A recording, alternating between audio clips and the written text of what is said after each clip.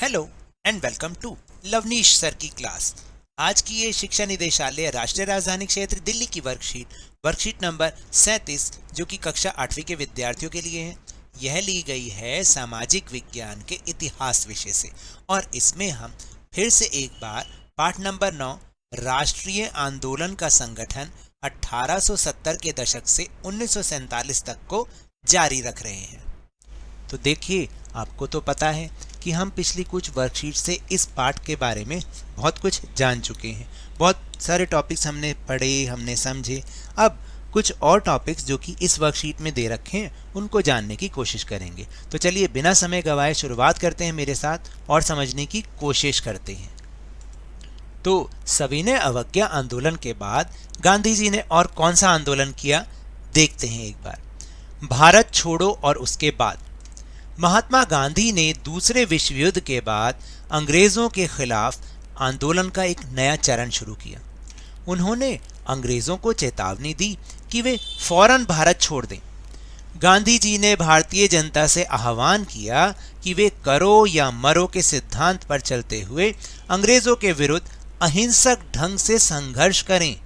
ध्यान दीजिएगा, अहिंसक ढंग से, क्योंकि गांधी जी अहिंसा के सिद्धांतों को मानते थे। गांधी जी और अन्य नेताओं को फौरन जेल में डाल दिया गया। इसके बावजूद ये आंदोलन फैलता चला गया। किसान और युवा इस आंदोलन में बड़ी संख्या में शामिल हुए।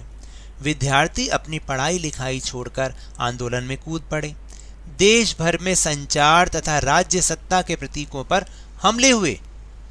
बहुत सारे इलाकों में लोगों ने अपनी सरकार का गठन किया। इन सब से निपटने के लिए अंग्रेजों ने बर्बर दमन का रास्ता अपनाया, क्योंकि अंग्रेजी सरकार को तो सिर्फ एक ही तरीका आता था कि इनके साथ बर्बरता करो और इनके आंदोलन को किसी तरह दबा दो। परंतु आखिरकार इस विद्रोह ने ब्रिटिश राज को घुटने टेकने पर मजबूर कर दिया। तो देखिए, यहाँ पर जो एक चित्र दे रखा है वो ये साफ दिखाता है कि किस तरह से अंग्रेज लोगों पर बर्बरता करते थे। उन्हें जो है बहुत बेरहमी से मारते पीटते थे।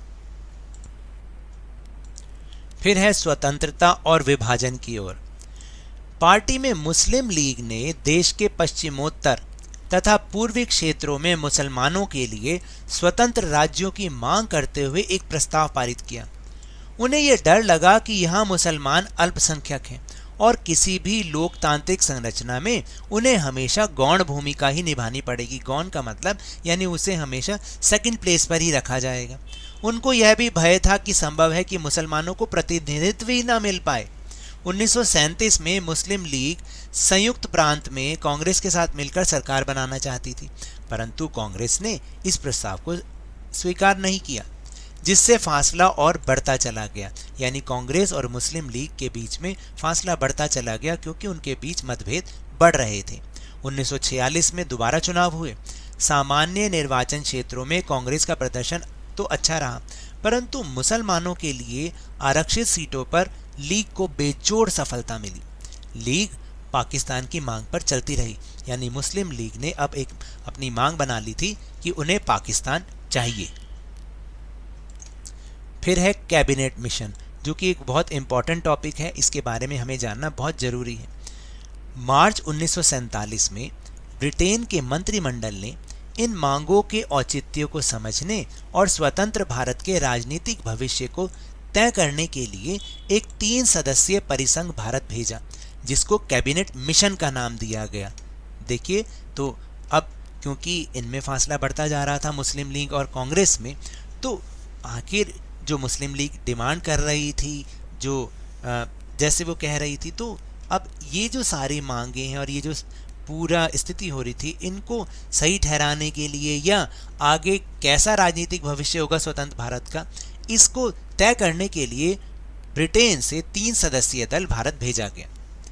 इस परिसंघ ने सुझाव दिया कि भारत अविभाजित रहे, यानी भारत विभाजित ना हो 2 टुकड़ों में, और उसे मुस्लिम बहुल क्षेत्रों को कुछ स्वायत्तता देते हुए एक ढीले ढाले संघ के रूप में संगठित किया जाए। यानी कहने का मतलब है कि उस भारत अलग अलग ना हो, उसके टुकड़े ना हो, लेकिन मुस्लिम जो बहुल क्षेत्र हैं वहाँ पर उन्हें कुछ स्वतंत्रता देते हुए एक ढीला ढाला संघ बनाए, वो अपने आप को बनाए रखें। कांग्रेस और मुस्लिम लीग दोनों ही इस प्रस्ताव के कुछ प्रावधानों पर सहमत नहीं थे, क्योंकि इस कैबिनेट मिशन ने उन्हें कई सुझाव दिए जिसमें कांग्रेस और मुस्लिम लीग दोनों के दोनों ही इन प्रावधानों पर सहमत नहीं थे। इसलिए उन्होंने इस मिशन के प्रस्ताव को ठुकरा दिया। अब देश का विभाजन अवश्यंभावी था। अवश्यंभावी का मतलब बिल्कुल तय था। मुस्लिम लीग ने पाकिस्तान के लिए आंदोलन शुरू करने का फैसला किया। मुस्लिम लीग ने 16 अगस्त 1946 को प्रत्यक्ष कार्रवाई दिवस मनाने का आह्वान किया। इसी दिन कोलकाता, उस समय तो कलकत्ता था, कोलकाता में दंगे भड़क उठे जो कई दिन तक चलते रहे। इन दंगों में हजारों लोग मारे गए। मार्च 1947 तक उत्तर भारत के विभिन्न भागों में भी हिंसा फैल गई। कई लाख लोग मारे गए। असंख्य महिलाओं को विभाजन की इस हिंसा में कथित अत्याचारों का सामना भी करना पड़ा। करोड़ों लोग अपना घर बार छोड़कर उनको भागना पड़ा। अपने मूल स्थानों से बिछड़कर यह लोग रातों रात अजनबी जमीन पर शरणार्थी बनकर रह गए और इस तरह ब्रिटिश शासन से स्वतंत्रता का यह आनंद विभाजन की पीड़ा और हिंसा के साथ हमारे सामने आया। तो देखिए, आखिरकार हमारा देश आज़ाद तो हुआ, हमें स्वतंत्रता तो मिली, लेकिन साथ साथ हमें विभाजन की पीड़ा भी मिली, जो कि आज तक हम इस पीड़ा को भुगत रहे हैं। तो चलिए अब हम चलते हैं अपने प्रश्नोत्तर की ओर। तो पहला प्रश्न है कि भारत छोड़ो आंदोलन किस प्रकार फैला। देखिए, इसको जो भी आप उत्तर लिखें वो पॉइंट्स में ही लिखें। देखिए, महात्मा गांधी ने दूसरे विश्व युद्ध के बाद अंग्रेजों के खिलाफ आंदोलन का एक नया चरण शुरू किया। और दूसरा पॉइंट है कि उन्होंने अंग्रेजों को चेतावनी दी कि वे फौरन भारत छोड़ें। और तीसरा पॉइंट है कि गांधी जी ने भारतीय जनता से आह्वान किया कि वे करो या मरो के सिद्धांत पर चलते हुए अंग्रेजों के विरुद्ध अहिंसक ढंग से संघर्ष करें, और इस प्रकार यह आंदोलन फैला। उसके बाद दूसरा प्रश्न, मुस्लिम लीग ने मुसलमानों के लिए स्वतंत्र राज्य की मांग क्यों की। देखिए, मुस्लिम लीग ने मुसलमानों के लिए स्वतंत्र राज्य की मांग इसलिए की क्योंकि उन्हें यह डर लगा कि यहाँ मुसलमान अल्पसंख्यक हैं और किसी भी लोकतांत्रिक संरचना में उन्हें हमेशा गौण भूमिका ही निभानी पड़ेगी। और दूसरा पॉइंट है कि उन्हें यह भी भय था कि संभव है कि मुसलमानों को प्रतिनिधित्व ही ना मिल पाए। फिर तीसरा प्रश्न है कि कैबिनेट मिशन का गठन क्यों किया गया और इसके क्या प्रस्ताव थे। देखिए, मार्च 1947 में ब्रिटेन के मंत्रिमंडल ने इन मांगों के औचित्य को समझने और स्वतंत्र भारत के राजनीतिक भविष्य को तय करने के लिए एक 3 सदस्यीय परिसंघ को भारत भेजा, जिसे कैबिनेट मिशन का नाम दिया गया। और इसका क्या प्रस्ताव था कि इसका प्रस्ताव था कि भारत अविभाजित रहे और उसे मुस्लिम बहुल क्षेत्रों को कुछ स्वायत्तता देते हुए एक ढीले ढाले संघ के रूप में भी संगठित किया जाए। और अब आखिरी प्रश्न, प्रश्न नंबर 4, कांग्रेस और मुस्लिम लीग दोनों ने कैबिनेट मिशन के प्रस्ताव को क्यों ठुकरा दिया। तो देखिए, कांग्रेस और मुस्लिम लीग दोनों ने ही कैबिनेट मिशन के इस प्रस्ताव को इसलिए ठुकरा दिया क्योंकि दोनों ही इसके कुछ प्रावधानों पर सहमत नहीं थे, इसलिए उन्होंने इस प्रस्ताव को ठुकरा दिया। तो ये तो थी आज की वर्कशीट। अगर मेरे इस तरह समझाने से आपको थोड़ा सा भी समझ में आया हो तो इस चैनल को ज़्यादा से ज़्यादा सब्सक्राइब कीजिए, लाइक कीजिए और बहुत ज़्यादा शेयर भी कीजिए। और हाँ, मेरे साथ इसी तरह आसानी से वर्कशीट को समझते रहिए, लेकिन ध्यान और मन लगाकर पूरी मेहनत और लगन के साथ ऑनलाइन ही सही पढ़ते ज़रूर रहिए।